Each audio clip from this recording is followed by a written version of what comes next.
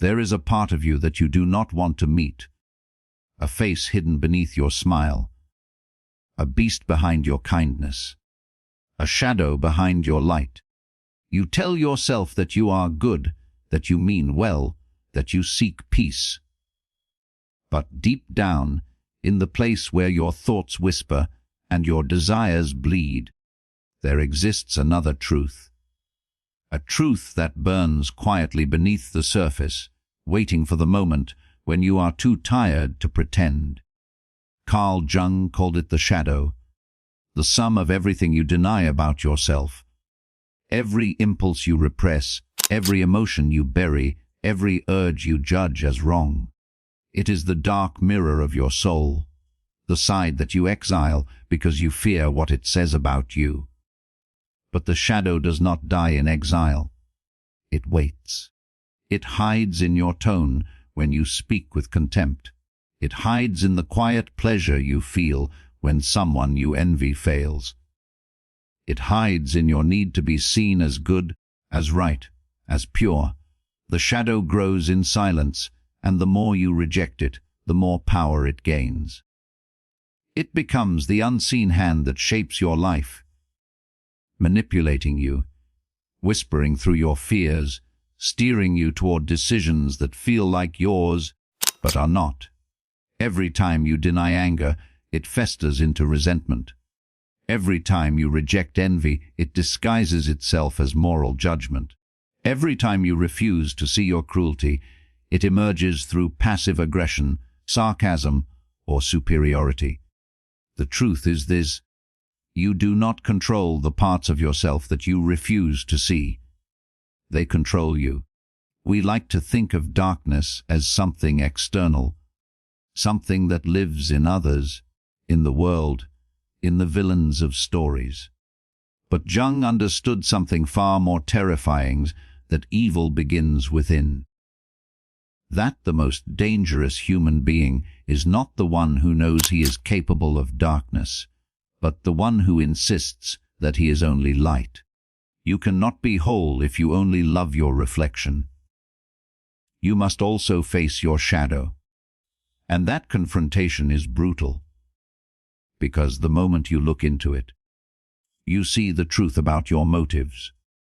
You see that your kindness was often a mask for validation, that your humility was a weapon to manipulate others into liking you, that your love for truth was sometimes a hunger for power, the power to be right. It is easy to build a life on lies that sound noble, but it takes extraordinary courage to admit that your moral purity was never real. It was only fear wearing virtue's face. The shadow is everything you have been trained to suppress since childhood. The rage that you swallowed to stay polite. The jealousy you buried because it made you feel small. The selfishness you hated because it contradicted the image you built of being selfless. And yet, that very repression is what makes you weak. Because when you deny your darkness, you divide your soul. You become half a human being, harmless, obedient, and secretly resentful. The world loves such people. The ones who always smile, always agree, always avoid confrontation. The ones who live in quiet hypocrisy because they fear what would happen if they ever said no. But Jung's dangerous truth is this: until you make the unconscious conscious, it will direct your life, and you will call it fate. You will think that life is unfair, that people mistreat you, that bad luck follows you, not realizing that it is your own shadow writing the story. The relationships you attract, the conflicts you repeat, the failures you recreate, all are echoes of the darkness you refuse to confront. Because life has a cruel law: what you do not face, you become enslaved by. What you run from, you meet again. And what you deny within yourself, you are destined to encounter in others. That is why you keep meeting the same kind of person. The same betrayal, the same pain, the same heartbreak. because life is not punishing you. It is mirroring you. The people who irritate you the most are often fragments of your shadow walking in another body. Their arrogance triggers you because it reflects your own. Their dishonesty enrages you because you sense your own hidden deceit. Their weakness disgusts you because it reminds you of the parts of yourself that you hate. You project your shadow onto the world. You call others liars so you can feel honest. You call them selfish so you can feel kind. You call them evil so you can feel pure. But the more you condemn others, the less you see yourself. And the less you see yourself, the more you become what you despise. This is the paradox of the human soul. We destroy ourselves in the name of our goodness. We hide our aggression beneath virtue. We call our control love. We call our pride self-respect. We call our cowardice peace. But all of it, every mask, every pose, every illusion, hides one terrifying truth, that we are not who we pretend to be. You can spend a lifetime constructing the perfect identity, but it will always be fragile because it stands upon denial. The moment life confronts you with pain, rejection, or failure, the shadow cracks open and all that you buried comes flooding back. Then you see who you truly are. You see the rage that has waited for years to be heard, the envy that has eaten you from within, the arrogance that disguised itself as moral clarity, and in that moment, you understand why Jung called shadow integration the most dangerous process of self-discovery, because it is not about becoming good. It is about becoming real. And reality does not flatter you. It breaks you. When the mask begins to fall, you feel it. That trembling, that quiet panic beneath your skin. Because suddenly, there is nothing left to hide behind. You begin to see that your carefully curated identity, the one that made you feel safe, was never truly yours. It was built by fear. The fear of rejection, the fear of losing control, the fear of being seen for what you really are. You start to realize that the self you have been defending all your life is a performance. And beneath that performance lives someone raw, unpredictable, and untamed. Someone capable of cruelty, of desire, of power. It is the self that you exiled, the one society taught you to despise. Because society does not want real people. It wants manageable ones. It teaches you to suppress your instincts, to cut away your rough edges, to become something socially acceptable. It calls it civility, but it is often spiritual castration. You trade authenticity for approval. You learn to smile when you want to scream. You learn to apologize when you should stand your ground. You learn to shrink just enough to fit inside other people's comfort. But there is a cost. Every time you suppress a part of yourself, you feed your shadow. It becomes heavier, darker, stronger, like a storm that grows behind a dam, and one day it will break. It always does. It happens when you least expect it. In a moment of anger, jealousy, or despair, you say something you cannot take back. You hurt someone you love. You become everything you swore you were not. And then you whisper to yourself, "I do not know what came over me." But you do. It was your shadow. It was you. You have lived so long pretending to be only light that you forgot light has no meaning without darkness. Jung's truth cuts deeper than psychology. It is an existential mirror, one that asks a question most people never dare to answer. Can you love yourself even after seeing your darkness? Because if you cannot, you will spend your life projecting it onto others. You will keep finding villains to hate, so you never have to face the villain within. You will become addicted to moral outrage, to judgment, to superiority, because it feels easier than self-confrontation. That is how the world remains trapped in cycles of hate. Every ideology, every conflict, every cruelty begins with a refusal to see one's own shadow. Nations do it. Families do it. Individuals do it. We blame others for the darkness that belongs to us. You see, the real danger of the shadow is not its existence. It is your denial of it. When you refuse to own your darkness, it owns you. It seeps into your thoughts, your relationships, your choices. It disguises itself as fate, as morality, as destiny. And you never realize that you are the architect of your suffering.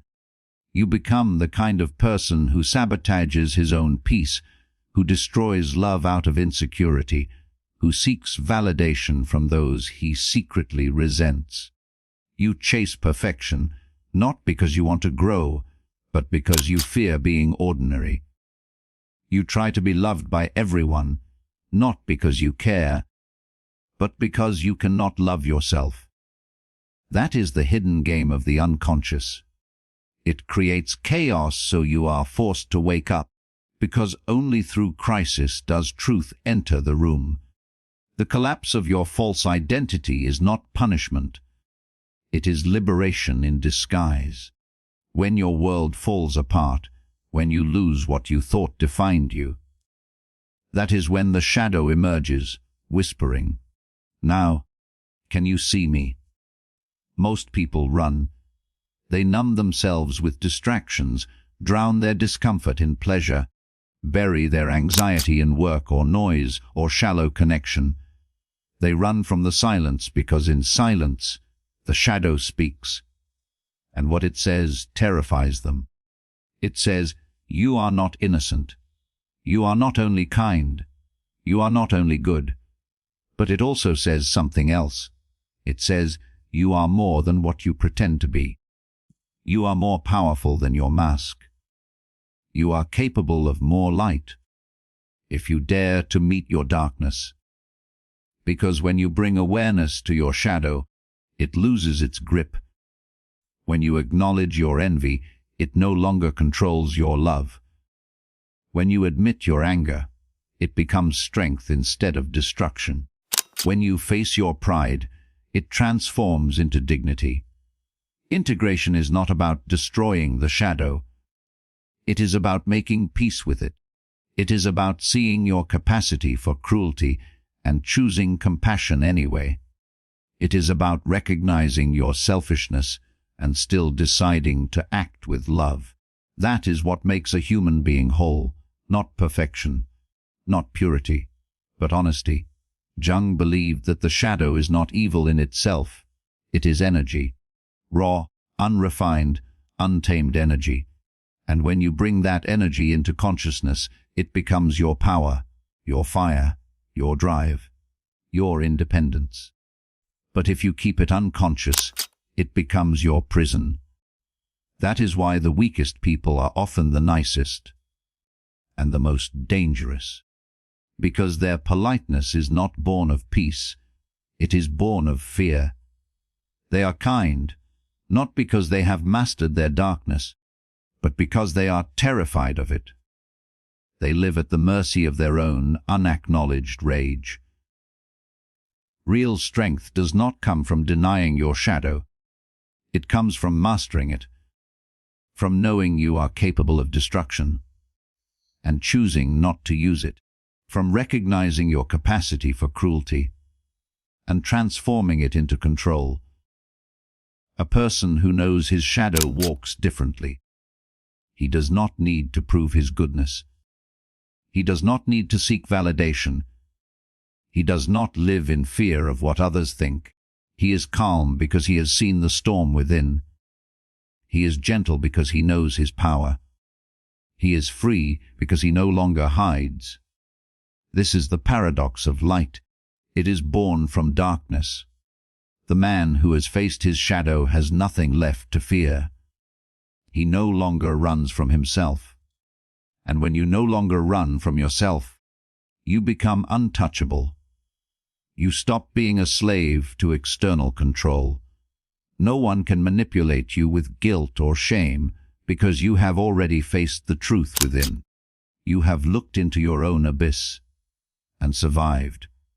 When you survive the abyss, you do not come out the same. Something in you dies, but something greater awakens. You stop trying to be perfect because you finally understand that perfection is the mask of fear. You stop begging for approval because you no longer need to prove your worth. You stop chasing light because you realize that the brightest light burns within the darkest depths. You see, most people never grow because they never descend. They live their entire lives in half-truths, fearing pain, fearing failure, fearing the chaos within. They cling to comfort and call it peace. They silence their anger and call it maturity. They hide from conflict and call it wisdom. But none of that is real. It is only avoidance wearing the disguise of virtue. True transformation begins the moment you stop running from yourself. When you turn around, face your fear, and look directly into the eyes of the thing you have been avoiding. The shame, the guilt, the envy, the rage. You discover something shocking. The monster you feared was never a monster at all. It was your wounded self, your silenced voice, your forgotten truth. The shadow is not your enemy. It is your teacher. It is the dark mirror that reflects all the parts of you that still need love, understanding, and ownership. The more you look into it, the more human you become. The more human you become, the more compassion you can hold for others. Because when you have seen the darkness within yourself, you stop hating it in others. You no longer need to condemn. You no longer need to prove that you are better. You realize that everyone is fighting the same inner war. Some with awareness, most without. That is the difference between the awakened and the blind. The awakened see that good and evil are not separate forces battling outside of us. They live within the same soul. To know one without the other is to know nothing of life at all. You cannot understand beauty without ugliness. You cannot understand love without fear. You cannot understand peace without chaos. The human being is both light and shadow, and only by embracing both can you ever be whole. But integration is not a moment of peace. It is a lifetime of tension. Every day, the shadow calls for attention. Every day, your ego tries to silence it. You will always feel the pull between who you are and who you want to be. That is not weakness. That is consciousness. The most dangerous truth Jung ever revealed is that your freedom depends on your willingness to confront what you hate most about yourself. Not to destroy it, not to purify it, but to own it. Because once you own it, it loses its power to control you. Once you admit, yes, I am capable of envy, cruelty, manipulation, pride, you are no longer possessed by those forces. You become aware, and awareness is liberation. Awareness is the moment the puppet cuts its own strings. But most people would rather remain puppets, predictable, comfortable, righteous, because freedom requires too much responsibility.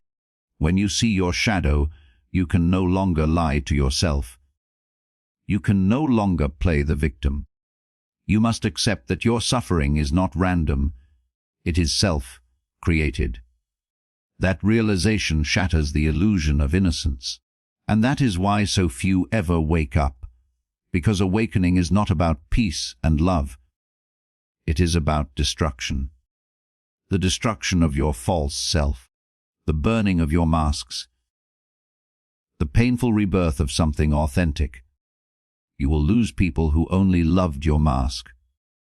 You will lose the comfort of ignorance. You will lose the illusion of control. But what you gain is everything. You gain the power to act instead of react, the strength to stand in truth, even when it costs you approval, the calmness that comes from knowing you can handle your darkness.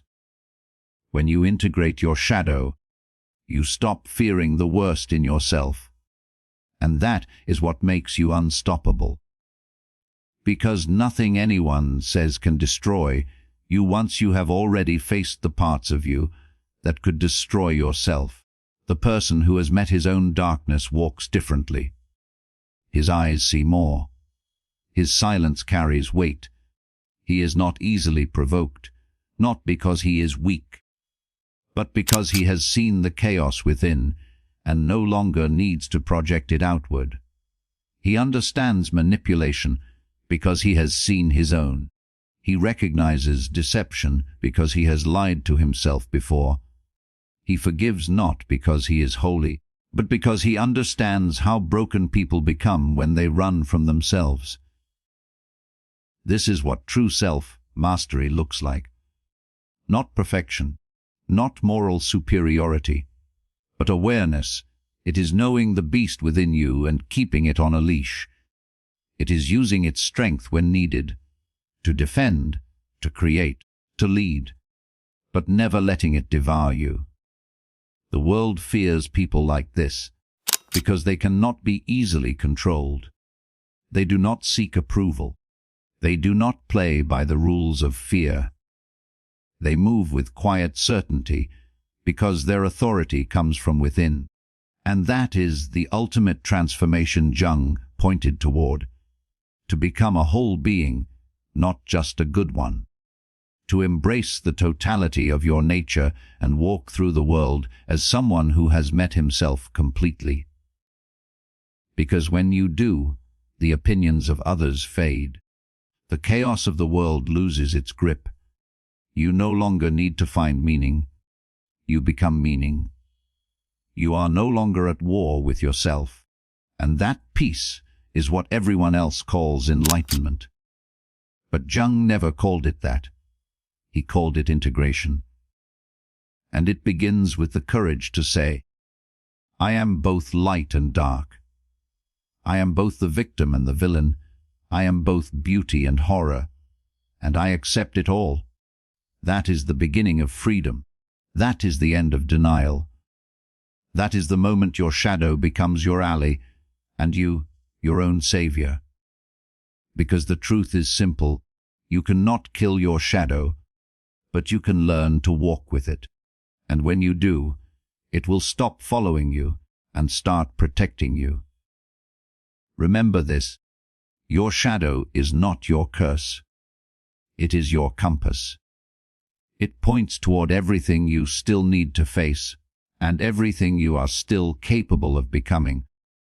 And perhaps that is what Jung meant all along, that the only way out of the darkness is through it.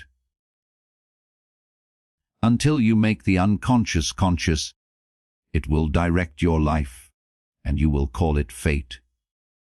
Carl Jung. If this made you think deeply, make sure you like this video, share it, and subscribe for more.